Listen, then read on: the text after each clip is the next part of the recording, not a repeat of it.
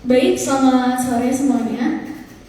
Sekarang kita akan masuk ke sesi diskusi bersama Kak Andika pada sore hari ini. Jadi untuk Kak Andika saya persilakan.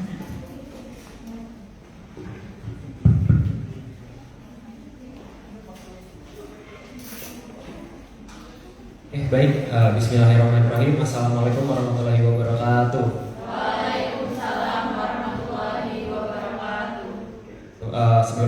Sebelumnya pertama-tama yang saya hormati Ketua BEM dari Fakultas MIPA, Saudara Aquam Nugraha beserta para jajarannya, panitia yang ada di sini. Kemudian tentunya yang saya banggakan dan saya berterima kasih sekali atas kesediaannya untuk hadir adalah para peserta diskusi pada siang hari ini atau pada sore hari ini. Sebelumnya perkenalkan teman-teman semua, nama saya Andika, biasa dipanggil Dika, dari Fakultas Kedokteran Universitas Lampung angkatan 2021. Sebelumnya saya di sini berterima kasih. Lagi-lagi saya mau ucapkan terima kasih dulu di awal sudah diwadahi.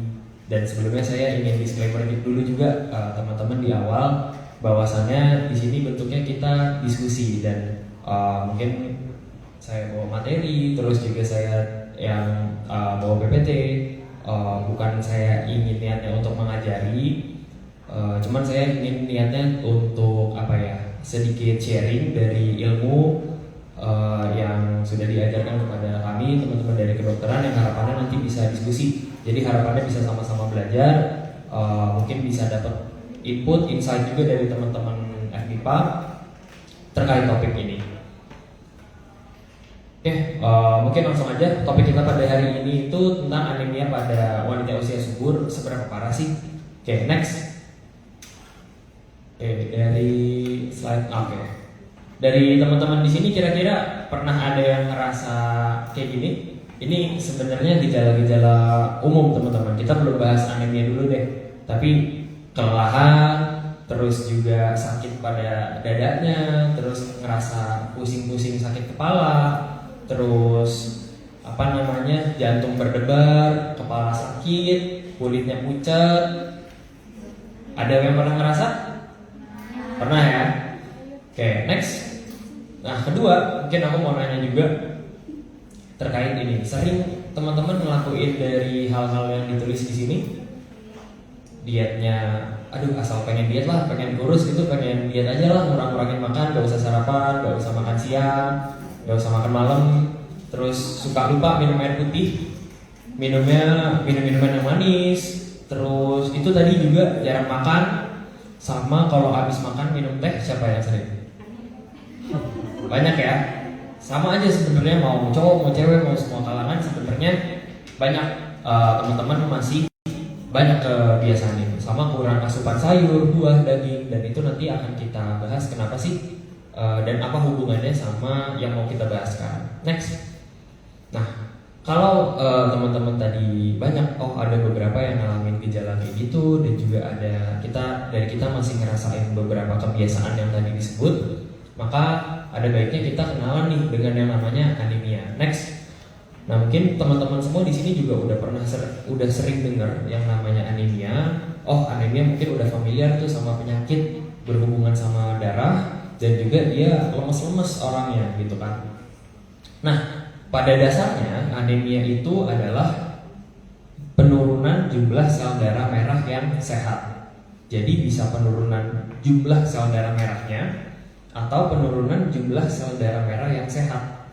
Nah, salah satu indikator sel darah merah sehat itu bisa juga bahwa diartikan anemia itu kondisi di mana kadar hemoglobin itu rendah atau lebih normal lebih rendah dibandingkan normal. Nanti kita akan jelaskan sedikit tentang hemoglobin.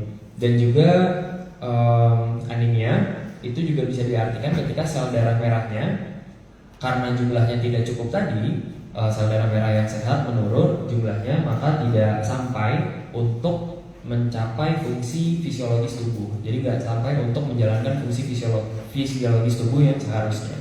Next. Nah, ini kondisi normalnya teman-teman semua. Jadi Kalau pada kondisi normal, tubuh kan punya sistem respirasi yang nyambung juga sama sistem kardiovaskular atau sistem pembuluh darah. Jadi pertama, cara kita melakukan sistem respirasi bekerja itu kan dengan cara kita menghirup oksigen. Dari menghirup oksigen yang ada di paru-paru, nanti lewat pembuluh darah akan disambungkan ke jantung. Dari jantung akan disambungkan ke pembuluh darah, ke perifer atau ke organ-organ. Semua organ tubuh itu membutuhkan darah. Nah, pertanyaannya sekarang, kenapa sih organ-organ tubuh itu dialirin darah? Kenapa sih kalau kita berdarah nih di kulit kan keluar darahnya? Artinya apa? Artinya kulit itu juga perlu darah. Semuanya perlu darah. Kalau teman-teman lihat di dalam, di belek di mana aja pasti ada, hampir semua organ ada pembuluh darahnya. Mau di otak, mau di otot, mau di kulit, mau di organ-organ pencernaan, semuanya ada darahnya. Nah, darah udah kita sama-sama tahu juga teman-teman dari SD, dari SMP, bahwa darah itu ngebawa apa? Oksigen sama nutrisi, ya. Jadi oksigen itu karena respirasi atau pernafasan itu nggak cuma paru-paru kita yang ngelakuin, tapi di tingkat seluler, di tingkat sel itu juga masing-masing ngelakuin respirasi atau pernafasan agar menjadi olah energi. Nah, oksigen itu diperluin sama hampir semua sel-sel tubuh. Makanya tadi dari oksigen yang masuk ke respirasi, ke sistem respirasi, terus ke sistem pembuluh darah, dialirin sama pembuluh darah oksigennya ke masing-masing sistem organ maupun jaringan. Hampir semua jaringan perlu oksigen untuk diantar. Ini pada kondisi normalnya, teman-teman. Next. Nah, caranya darah itu untuk ngangkut oksigen itu gimana? Nah, jadi darah itu kan tersusun utamanya ada dari beberapa sel ya. Ada sel darah merah, sel darah putih, trombosit atau keping darah. Yang kita bahas di sini adalah sel darah merahnya. Nah, sel darah merah ini yang menyusun dominan sel dari darah itu sendiri. Yang paling banyak adalah sel darah merah. Sel darah merah kita perkecil lagi. Dia itu dominannya tersusun dari yang kita sebut ini, hemoglobin. Nah, hemoglobin ini tersusun dari 4 gugus. Ada gugus alfa, beta, ada 2 alfa, 2 beta. Cuman intinya dia punya 2 gugus. 2 gugus hem, 1 gugus hem dan 1 gugus globin. Masing-masing dari 4 gugus itu punya hem dan juga punya globin. Di hemnya, di gugus hemnya itu dia punya yang namanya Fe atau besi. Dan besi ini yang nanti bisa punya kemampuan untuk mengangkut oksigen. Jadi darah itu kalau ditanya darah gimana caranya, apa unsur yang bikin darah bisa mengangkut oksigen adalah karena dia punya hemoglobin. Hemoglobin salah satunya punya unsur hem, dan hem itu tersusun utamanya juga dari Fe atau besi.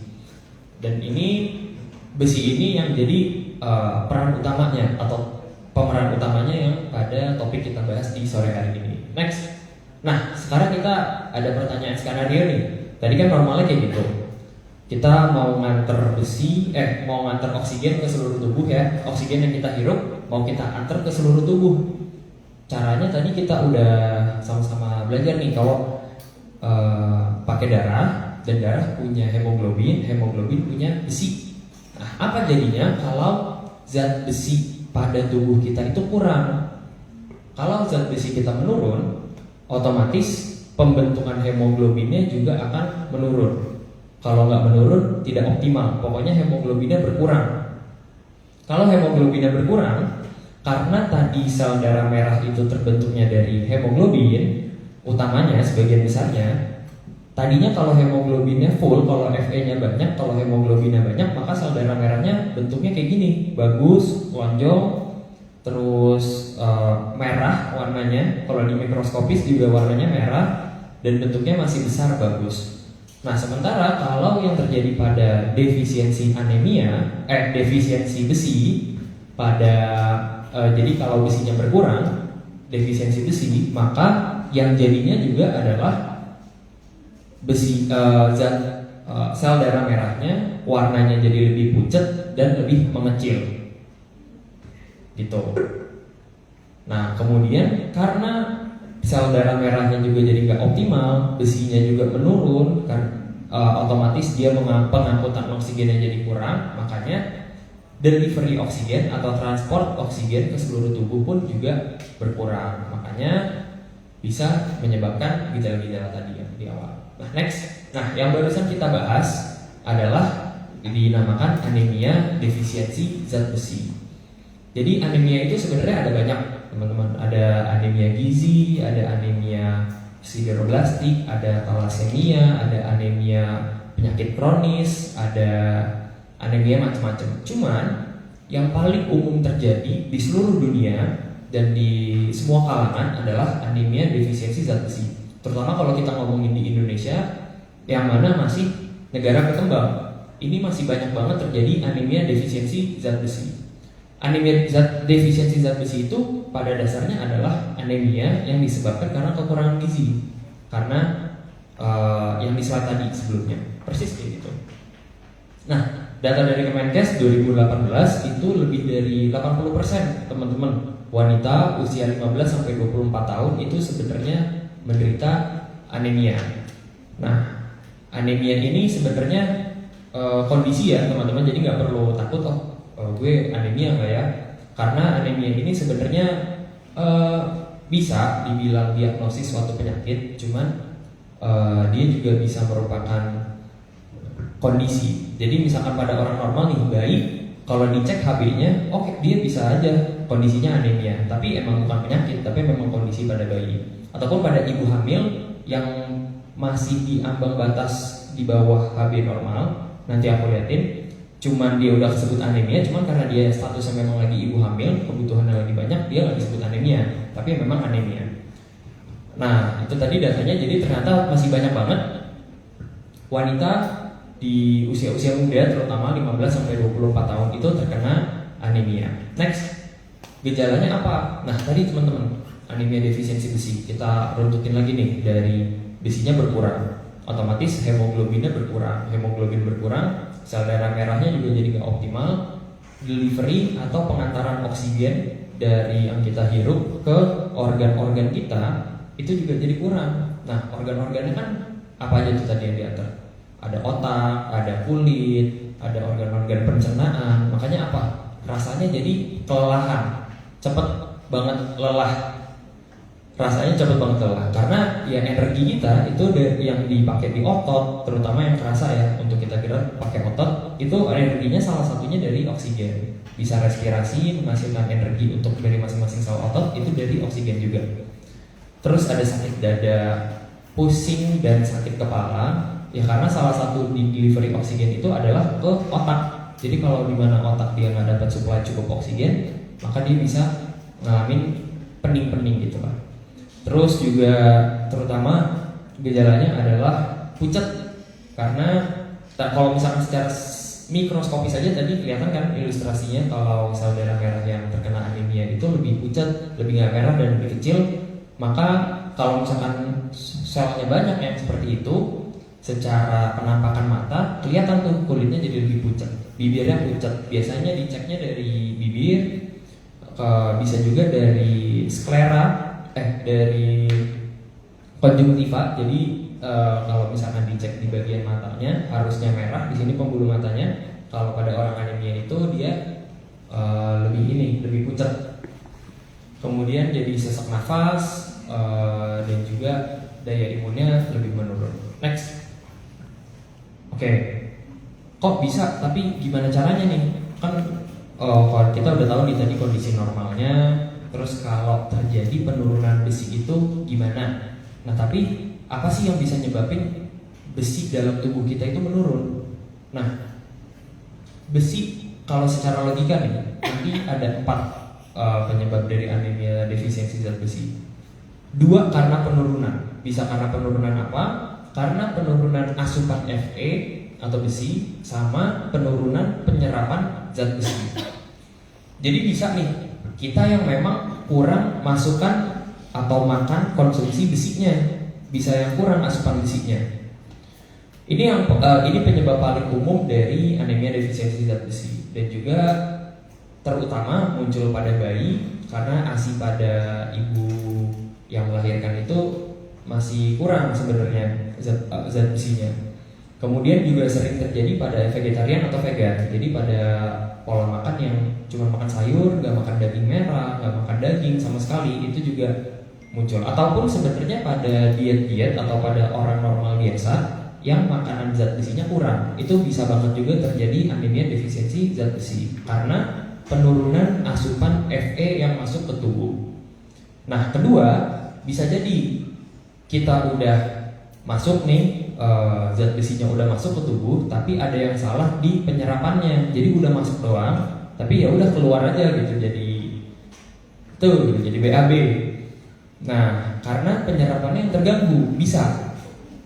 Jadi bisa karena asam lambungnya yang berkurang sehingga ion besi yang masuk itu nggak bisa direduksi. Kalau nggak bisa direduksi, nggak bisa diabsorpsi, maka nggak bisa masuk ke usus. Atau juga bisa terjadi pada karena penyakit pada usus, bisa terjadi inflamasi, bisa karena adanya inflamasi pada usus, atau dia habis operasi atau reseksi usus atau lambung gitu. Kalau misalnya teman-teman pernah dengar ada yang namanya mungkin artis-artis gitu yang reseksi lambung, dipotong lambungnya biar dia lebih cepat kenyang dan lebih gak gemuk. Nah, itu berdampak pada penyerapan zat besi karena zat besi itu diserapnya di usus halus terutama. Next. Oke, terus bisa juga karena peningkatan Fe. Tapi peningkatan apa? Pertama dari peningkatan kebutuhan Fe. Peningkatan kebutuhan Fe bisa terjadi pas masa pertumbuhan. Makanya kita bahas sekarang wanita pada usia subur.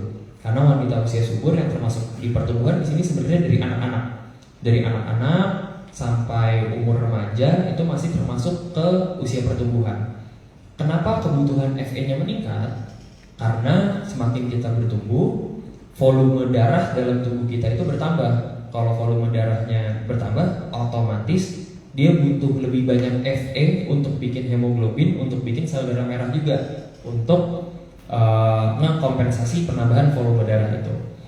Kedua, terutama juga terjadi peningkatan kebutuhan Fe itu pada ibu hamil, gitu. Otomatis ya, karena punya mengandung gitu ya janin, dia punya kebutuhan juga untuk membentuk organ-organnya, dan janin juga punya darah segala macam. Makanya dia juga butuh asupan atau butuh Fe untuk disalurin ke janinnya. Nah, juga bisa kita mengalami anemia defisiensi besi karena peningkatan kehilangan Fe atau kehilangan zat besi. Bisa karena apa? Kan zat besi ada di darah nih, ada di hemoglobin. Bisa karena kita kehilangan darah. Kalau pada perempuan bisa terjadi karena menstruasi yang lebih sering dan juga lebih banyak, seperti itu. Nah, bisa juga kehilangan darah ini kalau misalnya ada penyakit-penyakit pada lambung. Kalau misalkan teman-teman punya MAH versi lebih berat-beratnya, mungkin ada gastritis gitu, inflamasi pada lambung, atau ulkus gastrik dan sebagainya macamnya, yang memang udah terjadi perlukaan pada lambung, itu biasanya dia bisa terjadi perdarahan pada saluran pencernaan yang kita juga nggak nyadar. Jadi kita hanya ngerasa biasa aja nih, nggak ada perdarahan apa-apa, rasanya cuma sakit-sakit perut biasa, yang sebenarnya itu berdarah dalamnya. Jadi karena kehilangan darah itu, maka bisa tubuh juga bisa mengalami kehilangan Fe, kehilangan besi. Dan juga kalau pada laki-laki usia dewasa atau usia udah lansia, itu yang biasa terjadi adalah kanker kolon. Kemudian juga bisa terjadi karena cacingan. Karena cacingan itu nempel di pada usus, bisa usus halus, bisa usus besar. Cacing bisa nempel, dan cacingnya itu bisa makan asupan atau nutrisi yang kita makan diambil sama cacingnya untuk tumbuh kembang cacingnya. Jadi nggak kita serap. Next. Nah, tadi teman-teman mungkin kita review sedikit, kita ingat-ingat sedikit. Kan tadi ada 4 tuh penyebab dari anemia defisiensi besi. Yang pertama tadi, yang kedua, pertama peningkatan apa aja? Peningkatan asupan. Terus yang kedua peningkatan dari Meningkatan dari apa ya tadi?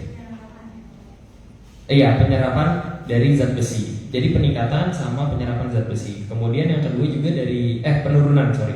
Kemudian yang ketiga itu tadi ada peningkatan dari kebutuhan sama peningkatan dari kehilangan zat besi. Nah, itu semua tadi teman-teman ada beberapa kelompok yang dikatakan rentan karena dia bisa mengalami empat-empatnya, gitu.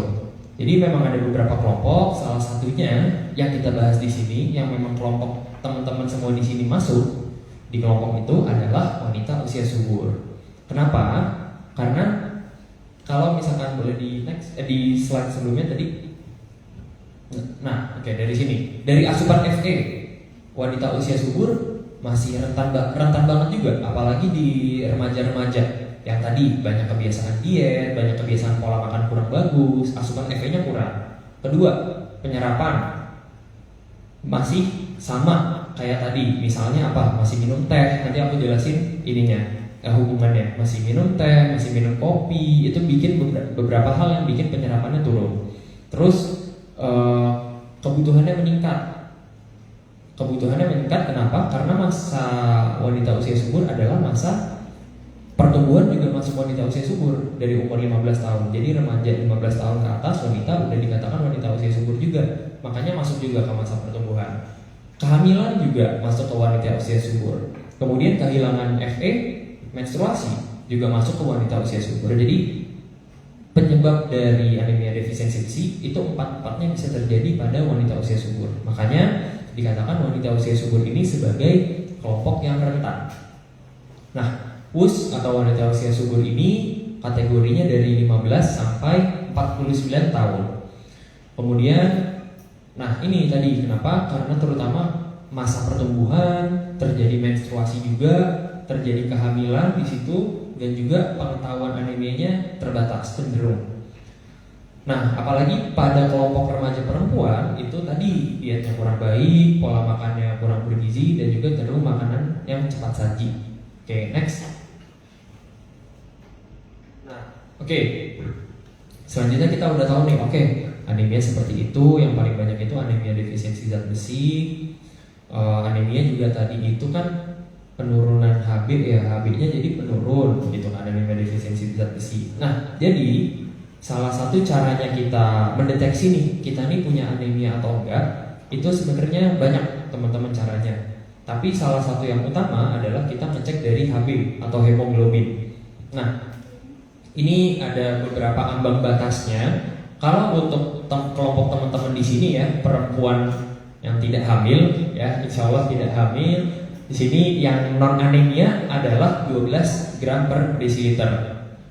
Nah, ini ada beberapa kategorinya. Kalau ringan itu masih 11 ke atas, kalau sedang itu dari 8 ke atas, kalau berat itu 8 gram per dl ke bawah. Jadi teman-teman ingatnya di situnya aja. Kalau masih 12, masih 11 ke atas itu masih aman. Tapi mulai jaga-jaga kalau misalkan udah mulai di bawah 12 ya, di bawah 12 itu udah anemia ringan.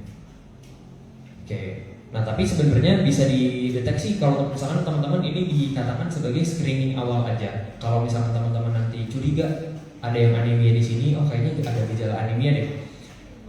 Nanti bakal dicek sama dokternya itu lebih dari HB aja. Pasti ada beberapa pemeriksaan darah yang lebih lengkap, ada dari eritrositnya dicek berapa, kemudian dari besi, kadar besinya bisa dihitung berapa, kadar cadangan besinya berapa, dan masih banyak lagi. Next. Oke, sekarang kita udah tahu nih bahayanya anemia. Ternyata banyak banget dan juga ternyata rentan banget gitu kita terkena anemia, bisa karena hal-hal yang kita tidak sadari. Nah, gimana sih pencegahan dan pengobatannya? Kalau misalkan kita memang udah terkena suatu penyakit yang menyebabkan anemia, misalkan tadi ada perdarahan pada usus, perdarahan pada lambung, itu memang harus diobati dulu penyebab anemianya. Gak bisa kita cuma tampil-tampil besi kita masukin, tapi kalau masih berdarah ya tetap bakal kehilangan Fe juga, kehilangan besi juga.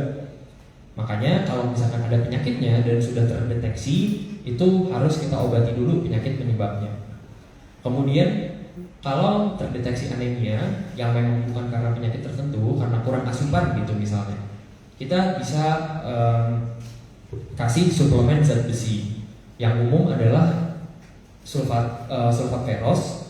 Kalau misalkan yang ditambah asam folat, mungkin salah satu contohnya itu ya bisa tablet tambah darah. Di sini mungkin teman-teman udah banyak yang masuk ke program pemerintah yang udah dikasih, yang udah diminumin gitu tablet tambah darah.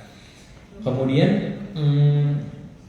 jika parah, jika memang teman-teman itu udah anemia, udah sering konsultasi ke dokter, udah dikasih tablet tambah darah, udah benerin pola makan dan belum sembuh-sembuh dan kadar Hb-nya masih di bawah, itu bisa dilakukan transfusi darah. Jadi dikasih darah tambahan dimasukin ke vena. Kemudian kalau cara pencegahannya gimana? Nah, kalau cara pencegahannya sesuai, gampang. Kita hindarin aja faktor-faktor penyebabnya. Kalau penyebabnya itu kita kurang dari asupan besi, ya kita tambahin di pola makannya, kita jadiin sehat, kita jadiin teratur, kita tambah zat besi pada makanan kita tambah protein pada makanan kita. Kemudian tadi nih, kita bisa hindarin dari hal-hal kecil. Tadi kan salah satu penyebab anemia defisiensi zat besi adalah dia kurangnya penyerapan zat besi. Nah, salah satu yang bikin kurangnya zat besi itu adalah kita makan nih bareng sama minum kopi sama teh. Karena kopi sama teh itu punya kandungan zat yang namanya tanin. Tanin itu nanti di usus akan menghambat absorpsi atau penyerapan dari zat besi.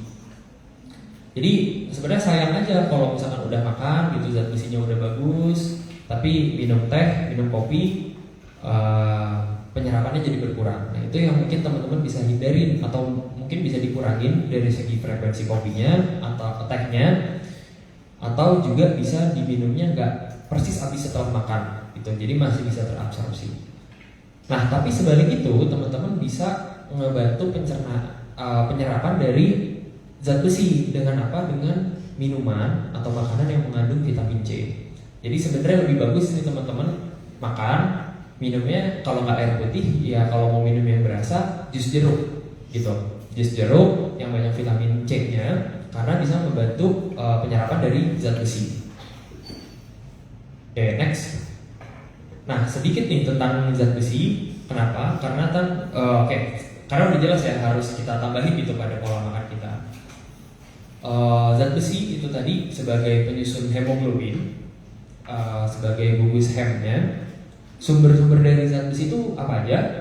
Dari daging merah, kemudian dari daging ayam, kacang-kacangan, makanan laut ya, seafood, bisa ikan, bisa cumi, kemudian dari sayuran hijau, seralia, dan juga buah-buahan. Kalau zat besi udah jelas harus kita tambahin. Biar apa? Biar zat besi di dalam tubuhnya meningkat. Zat besi di dalam tubuh meningkat, nanti hemoglobin itu yang tadi ngebentuk sel darah merah bisa disintesis, maka bisa mencegah penyebab-penyebab dari anemia defisiensi zat besi tadi. Nah, next, satu lagi yang ini tadi ambang batasnya. Ini berdasarkan AKG, angka kecukupan gizi dari Kemenkes. Kalau di umur perempuan nih, kita ambil ya dari 16 sampai 49 tahun, itu di kisaran 15 sampai 18 mg besinya sehari. Mungkin nanti bakal ada teman-teman bakal aku minta tolong untuk mengisi formulir juga untuk asesmen teman-teman sehari itu bisa makan berapa besi, nanti bisa ada hitungannya. Nah, itu nanti mungkin bisa jadi bantuan patokan juga bagi teman-teman, patokan harian besinya itu berapa. Next. Nah, satu lagi yang penting itu adalah protein teman-teman. Kenapa sih? Bukannya protein itu biasanya kalau yang dimakan sama orang-orang nge-gym ya gitu kan. Nah, karena gini teman-teman, karena memang protein itu kita tahu bahwa merupakan suatu zat gizi atau zat pada makanan yang penting. Itu tadi bisa ngebangun otot, tapi di luar itu juga dia memang menjadi penjalan atau penunjang fungsi apapun itu pada tubuh, hampir semua fungsi pada tubuh.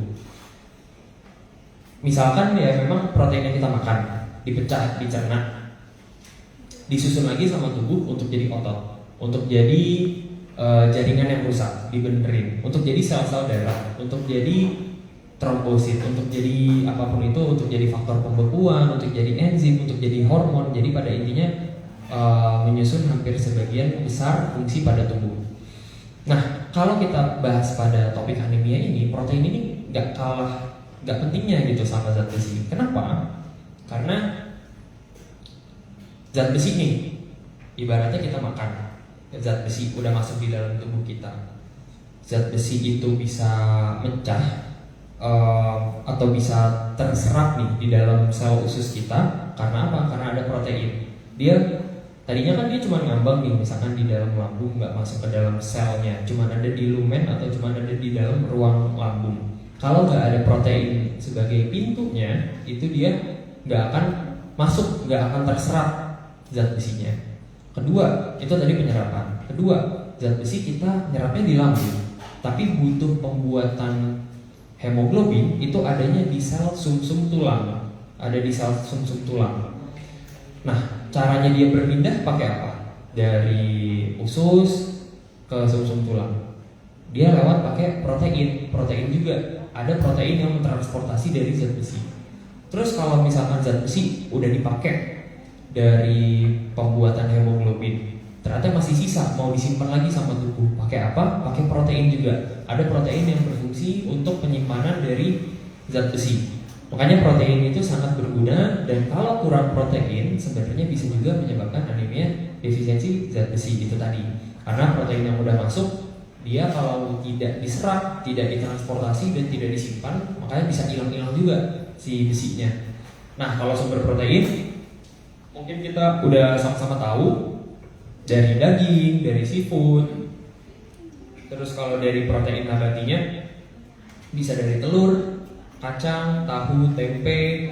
Terus protein hewani lagi dari susu bisa, dan juga dari olahan-olahan susu gitu, bisa dari yogurt, keju, dan sebagainya macamnya. Next. Nah, kalau protein ini karena memang lebih banyak makanannya dan cenderung makanannya lebih besar-besar, lebih daging gitu ya. Dan emang ini zat gizi yang makro gitu, karena dibutuhin dalam jumlah yang besar. Nah, jumlahnya juga besar gitu, 65 atau 60 mg per hari.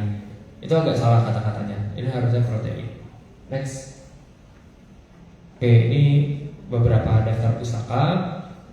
Mungkin sekian teman-teman sebenarnya yang disampaikan gitu dari aku sebagai diskusi pada hari ini. Mungkin sifatnya sekedar sharing atau sosialisasi agar sebenarnya aku atau saya nge-share ini juga sambil belajar lagi. Jadi sifatnya ini sama-sama belajar aja teman-teman semua, bukan ngajarin atau gimana. Mungkin setelah ini boleh kalau misalkan teman-teman ada yang ingin nanya atau ingin diskusi, ada yang ingin sharing mungkin pengalaman atau insight atau ilmu dari teman-teman semua, silahkan banget, nggak apa-apa. Mungkin setelah ini aku balikin dulu ke moderator ya. Oke, mungkin itu aja. Terima kasih, aku balikin dulu ke moderator. Baik, terima kasih Kak Dika atas materinya yang udah disampaikan. Jadi sekarang kita jadi tahu nih kira-kira di sini teman-teman yang ada di sini ada nggak gejala dari yang udah gejala anemia yang udah disebutin sama Kak Dika tadi? Ada ya, pastinya. Saya juga merasa saya punya gejala anemia. Jadi mungkin sekarang boleh kita buka ke sesi tanya jawab aja. Mungkin di sini teman-teman ada yang mau bertanya seputar materi yang udah di-share sama Kak Dika tadi.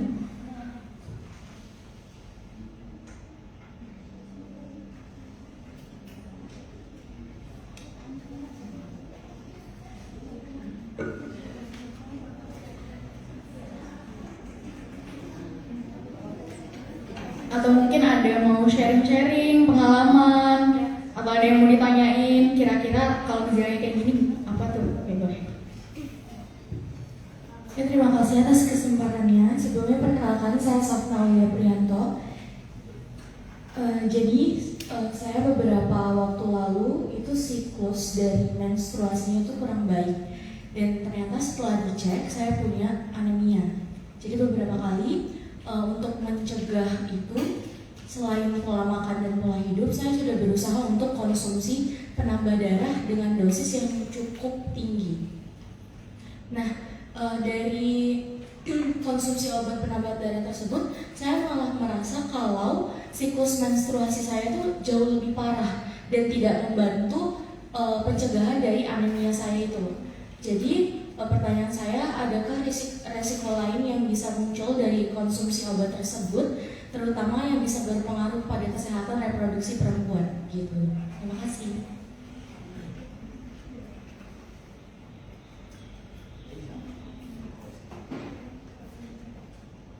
Sebelumnya terima kasih banyak udah mau sharing, udah mau diskusi, dan udah atas pertanyaannya.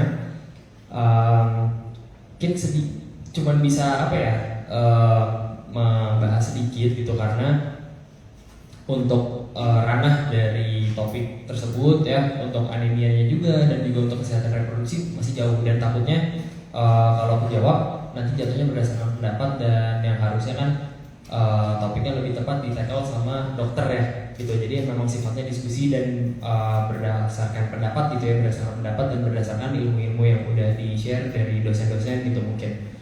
Nah, kalau resiko dari dari pengobatan dari anemia defisiensi zat besi, kan tadi pengobatannya utamanya ada ini ya, tablet tambah darah atau sulfat ferros. Nah, itu sebenarnya cenderung obat tersebut itu nggak banyak dari resikonya. Resikonya yang ada itu palingan dia tidak nyaman, jadi tidak nyaman bagi penggunanya, bagi yang peminumnya. Kenapa? Karena rasanya itu mungkin kalau teman-teman di sini udah nyobain itu bikin mual segala macam, dan itu nggak cuman mungkin teman-teman di sini masih bisa makan, tapi orang yang benar-benar intoleran sama tablet tambah darah itu bisa memang muntah.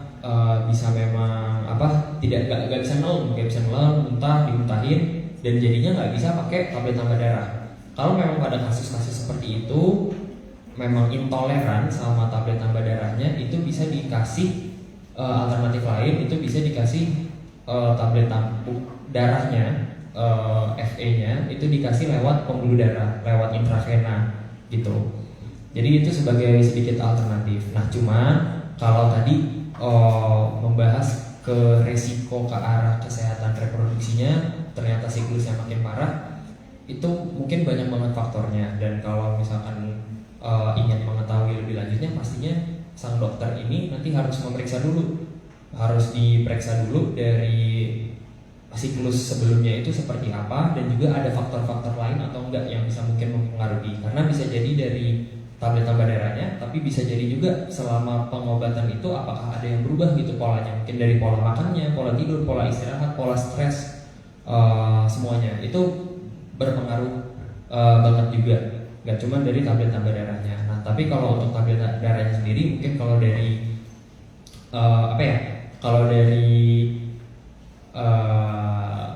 pendapat atau kayak hasil research pribadi, mungkin belum ada yang ke arah yang sering, yang udah banyak diteliti efek samping dari tablet tambah darahnya itu masih cenderung ringan. Yang cenderung tadi adalah mual atau intoleran atau nggak bisa dikasih gitu tablet tambah darah yang secara oral, yang secara minum. Jadi harus dikasih alternatif. Mungkin bisa dikonsultasikan lagi, dan juga mungkin bisa dikonsultasikan kalau tadinya misalkan ke penyakit dalam gitu ya untuk anemianya, mungkin bisa juga nih ke SPOG, ke OGGYN gitu ya untuk kesehatan reproduksinya. Mungkin seperti itu. Terima kasih lagi sebelumnya, makasih banyak. Mohon maaf kalau misalkan masih kurang menjawab.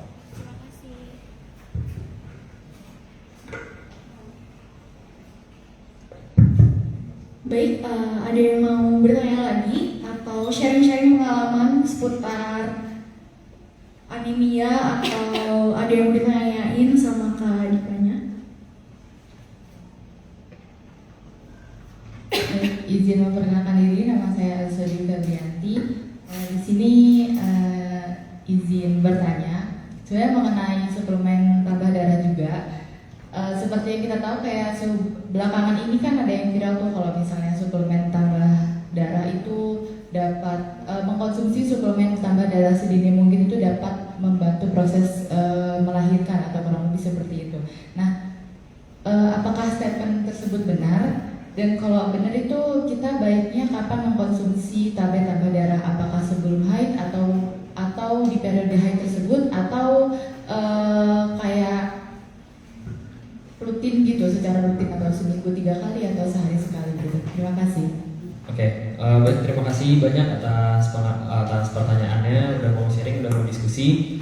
Pertama tadi yang terkait tablet tambah darah ya sebagai pembantu melahirkan atau dalam proses hamil. Memang pada program ibu hamil itu pasti ada programnya ngasih tablet tambah darah yang rutin isinya adalah zat besi dan juga asam folat. Kenapa? Karena membantu kesehatan kehamilan. Sebenarnya pada dasarnya itu membantu kesehatan kehamilan. Karena apa? Karena tadi pada proses kehamilan ibu kan bisa mengalami kondisi anemia. Tadi kenapa? Karena secara dia mengandung janin, janinnya punya otomatis membuat kebutuhan si ibunya itu bertambah.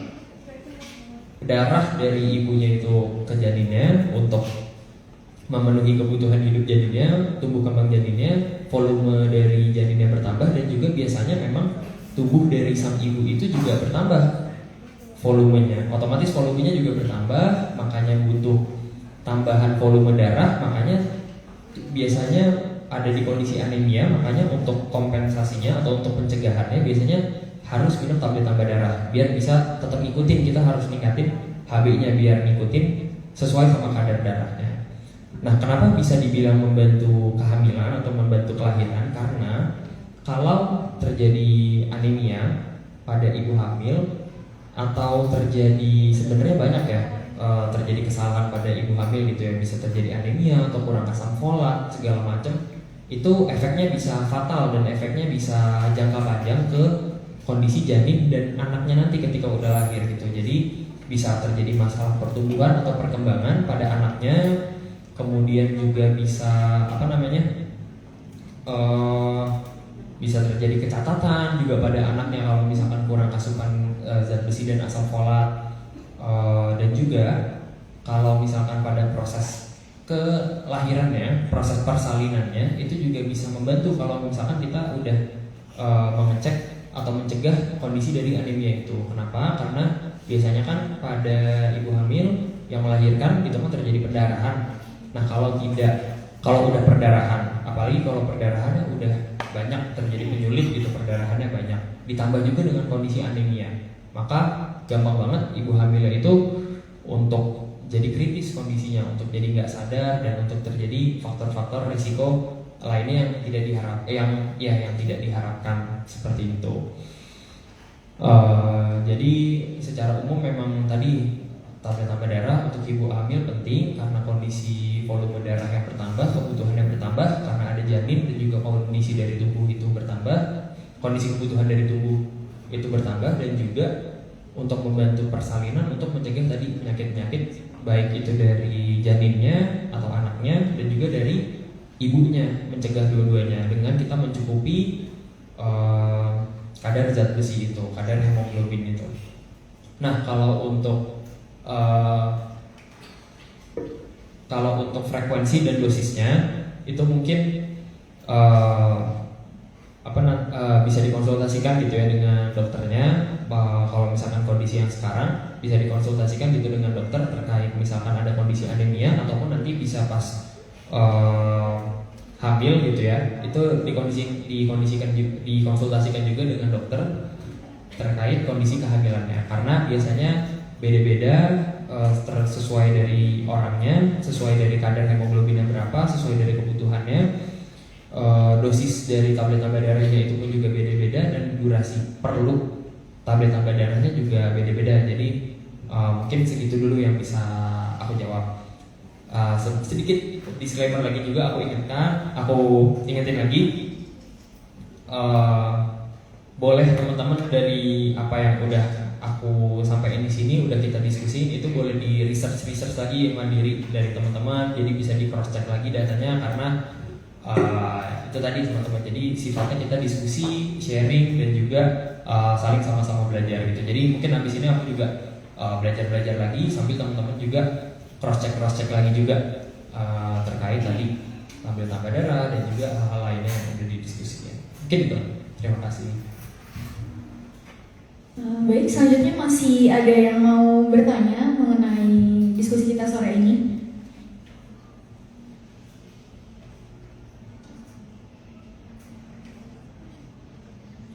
mungkin untuk sharing pengalaman nih.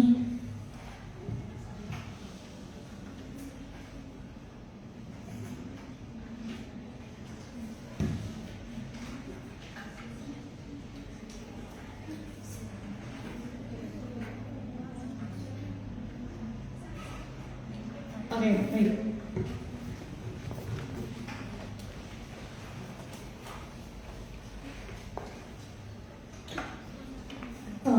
Oke, selamat sore semuanya. Perkenalkan, nama saya Dia Aryo Rizky dari Biologi. Izin bertanya kepada Kak Andika. Tapi sebelumnya saya minta maaf karena saya rasa pertanyaan saya ini sedikit keluar dari topik. Pertanyaan saya ini jadi saya ini beberapa waktu yang lalu, bahkan sampai saat ini, sering mengalami kerontokan. Maksudnya kerontokan rambut. Nah itu apakah saya kekurangan suatu vitamin atau mineral tertentu, dan bagaimana cara pencegahannya? Terima kasih. Oke, baik, terima kasih banyak buat pertanyaannya, udah mau sharing juga. Jadi untuk tadi pertanyaannya untuk kerontokan rambut. Kalau kita bahas dulu nih dari topik anemia, berdasarkan sumber dari yang aku baca, memang anemia itu salah satu gejalanya bisa menyebabkan kerontokan rambut.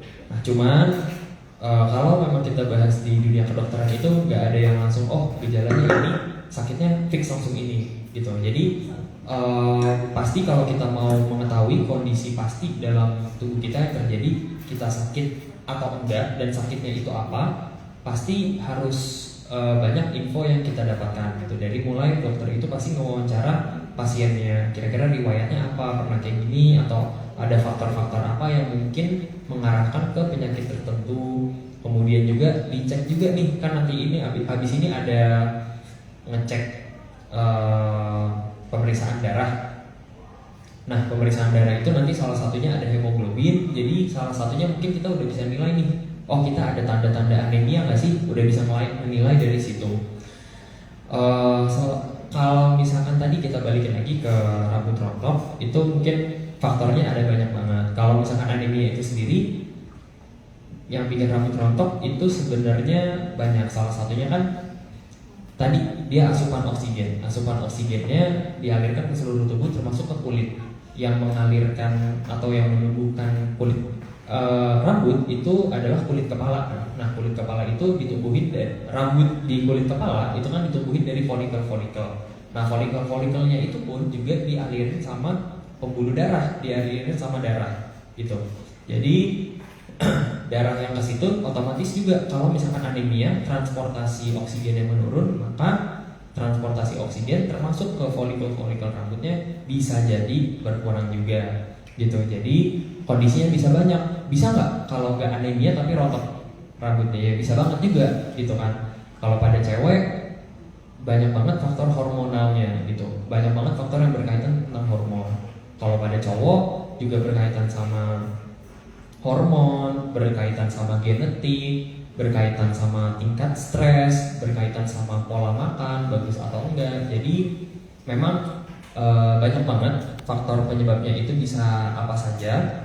Tapi bisa kita coba kerucutkan dengan nanti ini kita coba pemeriksaan darah, kira-kira ada kondisi yang salah atau enggak, atau bisa dicek dari ada gejala-gejala lain atau enggak, dan dari situ mungkin nanti bisa dikonsultasikan sama dokternya, kira-kira lebih ngarah ke yang mana. Mungkin seperti itu. Jadi mungkin aku sedikit jelasin juga teman-teman, untuk nanti bagi teman-teman di sini yang bersedia untuk diambil darahnya, harapannya semuanya bersedia ya. Harapannya semuanya bersedia diambil darahnya. Dikit aja kok, dikit aja, cuma 5 mili, cuma satu tabung kecil, gak kayak donor darah. Jalurnya juga kecil, dan itu nanti manfaatnya apa buat teman-teman? Manfaatnya nanti teman-teman bisa dapat hasil pemeriksaan darahnya, isinya ada eritrosit, ada sel darah merahnya jumlahnya berapa, kemudian ada leukosit, sel darah putih, nandain sistem imun teman-teman bagaimana. Kalau misalkan nikah berarti kemungkinan ada infeksi, kalau menurun berarti sistem imunnya lagi ada gangguan. Kemudian ada trombosit, keping darah, biasanya nandain kemampuan pembekuan darah. Kalau misalkan trombositnya lebih, juga menandakan ada beberapa kondisi. Terus bisa ngecek juga hemoglobin, ada hemoglobinnya juga. Ini ya, terutama yang kita cek di sini untuk anemianya, anemia atau enggak gitu ya. Sama hematokrit. Kalau hematokrit juga sama, menunjang untuk anemia juga. Kalau untuk hematokrit itu persentase dari eritrosit terhadap seluruh volume dari darahnya gitu. Jadi persentasenya berapa? Nanti teman-teman bisa ngecek itu secara gratis, dan ya harapannya jadi teman-teman yang ikut bersedia jadi responden di sini, bersedia juga dari diskusi daripada sore hari ini, itu bisa dapat informasi, bisa dapat wawasan, bisa sama-sama belajar, dan juga bisa tahu kondisinya. Oh ternyata anemia nih, berarti harus gimana. Oh atau ternyata udah bagus nih HB-nya, eritrositnya udah bagus, berarti harus dijaga nih makannya, harus kayak gini terus, nggak boleh di kemarin misalkan makan makanan yang bergizi, dagingnya banyak, sayurnya banyak, oke berarti harus tetap kayak gitu karena hemoglobinnya udah bagus. Mungkin seperti itu. Aku balik lagi ke moderatornya. Terima kasih. Oke, baik. Terima kasih untuk Kak Nika dan teman-teman yang udah bersedia untuk diskusi bareng sore hari ini. Mungkin karena melihat waktunya juga, acara diskusi kita sore ini ditutup. Untuk selanjutnya kita akan melakukan pengambilan data. Untuk Kak Nika dan teman-teman saya mengucapkan banyak terima kasih sebagai moderator. Saya apabila ada salah kata mohon dimaafkan. Wabillahi taufiq wal hidayah. Wassalamualaikum warahmatullahi wabarakatuh.